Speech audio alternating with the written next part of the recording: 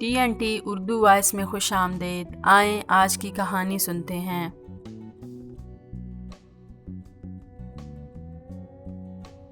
یہ اتنی عجیب کہانی ہے کہ بیان کرتے ہوئے اپنے آپ پر یقین نہیں آتا۔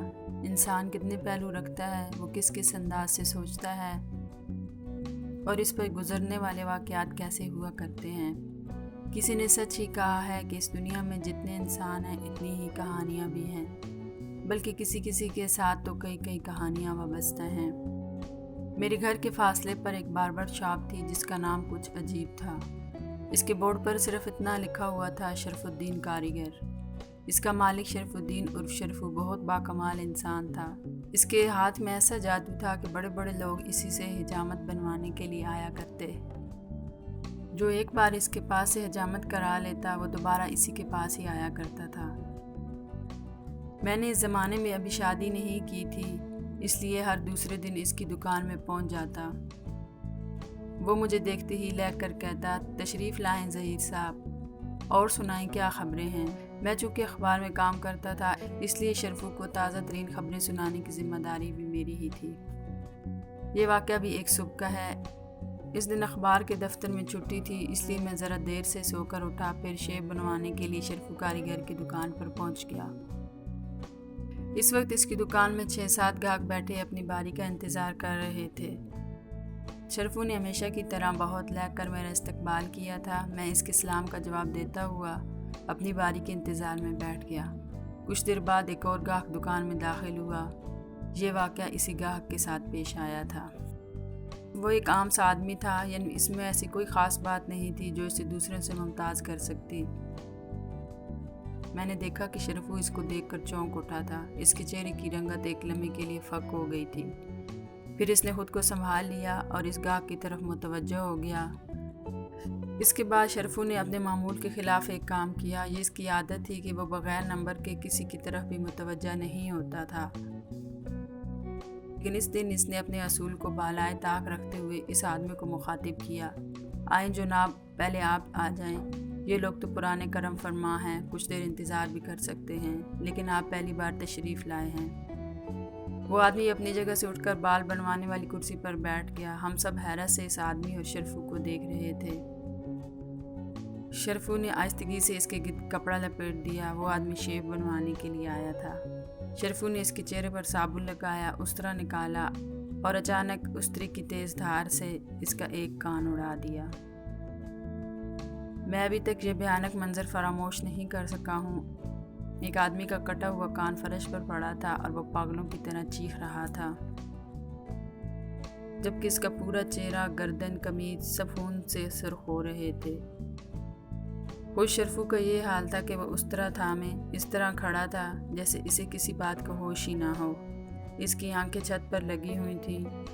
وہ اس وقت کچھ بول بھی رہا تھا، لیکن ہم میں سے کسی میں اتنی ہمت کہاں رہی تھی کہ اس کی طرف دھیان دے سکتے۔ اس واقعہ کو بہت دن گزر چکے تھے۔ شرفو کو 2 سال کی سزا ہو گئی تھی۔ میں نے اس کے بعد اسے کبھی نہیں دیکھا۔ پولیس اسے گرفتار کر کے لے گئی تھی، پھر اسے سزا بھی ہو گئی۔ اس دوران میں میری زندگی میں کئی تبدیلیاں رونما ہوئیں۔ میں اپنے اخبار کا ایڈیٹر ہو گیا، شادی ہوگی، میں نے وہ محلہ چھوڑ دیا۔ اب میں ایک مہنگے مکان میں رہنے لگا تھا۔ میں نے پھر شرفو کی دکان بھی کبھی کھلی ہوئی نہیں دیکھی۔ وہ اس کی گرفتاری کے بعد ہی بند ہو گئی تھی۔ وقت بہت تیزی سے گزرتا چلا گیا۔ اس ہنگامہ پرور زندگی نے کب کسی کو اتنی مہلت دی ہے کہ کسی کو یاد کرتا رہے۔ وقت چہروں اور یادوں کو دھول سے چھپا کر آگے بڑھ جاتا ہے۔ پھر بہت دنوں کے بعد، میرا خیال ہے تقریباً 7 سال کے بعد، میں کسی کام سے فیصلہ آباد گیا اور اس وقت شرفو مجھے دکھائی دے گیا۔ میں نے پہلی ہی نگاہ میں اسے پہچان لیا تھا۔ یہ وہی تھا، اس کا روزگار بھی وہی تھا۔ شرفو نے پہلی نگاہ میں مجھے نہیں پہچانا، پھر جب اس نے غور سے مجھے دیکھا تو اس کے چہرے کے نقوش تبدیل ہو گئے۔ پھر وہ تیزی سے میرے پاس آ گیا۔ بابو جی، آپ ظہیر صاحب ہیں نا؟ ہاں، میں نے مسکرا دیا۔ اور تم شرفو ہو؟ ہاں جی، میں شرفو ہوں، وہی شرفو، آپ جس کے پاس شیپ بنوانے آیا کرتے تھے۔ تم یہاں کب سے ہو؟ یہ بہت لمبی داستان ہے، آپ بتائیں، آپ یہاں کب آئے؟ کہاں رہتے ہیں؟ کب تک رہیں گے؟ شرفو میں تم سے بہت سی باتیں کرنا چاہتا ہوں، میں نے کہا۔ میں یہاں ایک ہوٹل میں رہوں گا، اگر تمہارے پاس فرصت ہو تو مجھ سے مل لو۔ ہاں جی، آپ مجھے ہوٹل کا نام بتا دیں، میں ضرور آؤں گا۔ شرفو اسی رات کو مجھ سے ملنے ہوٹل چلا آیا تھا۔ وقت نے اسے بہت بدل کے رکھ دیا تھا۔ میں اسی واقعے کے بارے میں معلوم کرنا چاہتا تھا جب تک شرفو نہیں ملا تھا۔ میرے اندر تجسس کی ایک گہری لہر پیدا ہو گئی تھی۔ میں یہ معلوم کرنے کے لیے بے چین ہو رہا تھا کہ شرفو نے ایسا کیوں کیا۔ وہ اتنا بے رحم کیوں ہو گیا تھا کہ اس نے ذرا سی دیر میں ایک آدمی کا کان کاٹ کر رکھ دیا۔ آخر کیوں؟ اس آدمی سے اس کی کیا دشمنی تھی؟ شرفو، کیا تم یہ بتانا پسند کرو گے کہ تمہارے ساتھ کیا گزری؟ میں نے پوچھا۔ گزرنی کیا ہے بابو جی، میں نے 2 برس جیل میں گزارے، پھر جب باہر آیا تو اپنے آپ سے شرم آ رہی تھی۔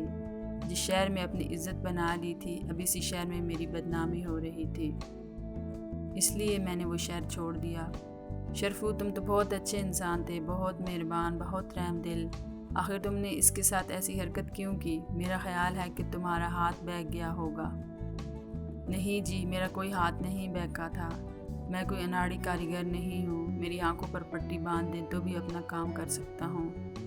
ہاں، یہ تو میں جانتا ہوں، تو یقیناً اس سے کوئی دشمنی ہوگی۔ جی نہیں، کوئی دشمنی نہیں تھی، اس نے جواب دیا۔ وہ تو بہت اچھا آدمی تھا جی۔ کمال ہے، پھر تم نے ایسا کیوں کیا؟ میں آپ کو سب کچھ بتا دوں گا، آپ میرے پرانے کرم فرما ہیں۔ حالانکہ عدالت بھی معلوم کرتی رہی ہے میں نے ایسا کیوں کیا، لیکن میں نے وہاں بھی کچھ نہیں بتایا۔ بتانے والی بات ہی نہیں ہے جی۔ صرف اتنا کہتا رہا کہ یہ جو کان ہوتے ہیں یہ بندے کو مار دیتے ہیں، بس اس سے زیادہ میں نے کچھ نہیں کہا۔ کیا کہہ رہے ہو شرفو؟ کان بندے کو مار دیتے ہیں؟ ہاں جی، کبھی کبھی یہ چیزیں انسان کی دشمن ہو جاتی ہیں۔ ویسے تو ان سے بڑا دوست کوئی نہیں ہوتا۔ یہ آنکھیں، یہ کان، یہ زبان اور یہ پورا جسم انسان کا سب سے گہرا دوست ہوتا ہے۔ لیکن پھر ایک وقت ایسا آتا ہے کہ یہی سب کچھ دشمنی بھی کرنے لگتے ہیں۔ شرفو کچھ عجیب گہری باتیں کر رہا تھا۔ اس کے سینے میں یقیناً کوئی بہت بڑا بھید تھا، کوئی گہرا راز۔ بہرحال اس نے آہستہ آہستہ اپنے بارے میں بتانا شروع کر دیا۔ وہ جیسے جیسے بولتا جا رہا تھا، ایک انسان کی زندگی کے مختلف پہلو سامنے آتے جا رہے تھے۔ ایسے واقعات لاکھوں میں ایک ہوا کرتے ہیں۔ میری بیوی ریشم بہت ہی خوبصورت عورت تھی جناب، جیسا اس کا نام ہے خود بھی ویسے ہی تھی، ریشم کی طرح ملائم۔ ریشم کا باپ ایک دھوبی تھا باؤجی، بہت ہی شریف سیدھا سادہ آدمی۔ میرا باپ بھی بہت شریف تھا، سیدھا سادہ، لیکن نہ جانے کیوں ریشم کا باپ اور میرے باپ کے درمیان کوئی جھگڑا چلا آ رہا تھا۔ پتہ نہیں کس بات کا جھگڑا تھا، دونوں ایک دوسرے کو دیکھنے کے بھی روادار نہیں تھے۔ ریشم مجھے شروع ہی سے پسند تھی، دل چاہتا تھا اس کو لے کر کہیں چلا جاؤں، اس کو ہمیشہ کے لیے اپنا لوں۔ اور بابو جی، ایک بات اور بھی ہے، میں بھی اس زمانے میں کسی سے کم نہیں تھا۔ میں اور ریشم چھپ چھپ کر ملا کرتے تھے۔ ایک دن میں نے ریشم سے کہا، ریشم ذرا یہ تو سوچ، ہم لوگ کب تک اس طرح چھپ چھپ کر ملتے رہیں گے؟ تو پھر کیا کیا جائے؟ ریشم نے پوچھا۔ کیوں نہ ہم شادی کر لیں؟ میرا باپ مجھے جان سے مار دے گا، ریشم نے کہا۔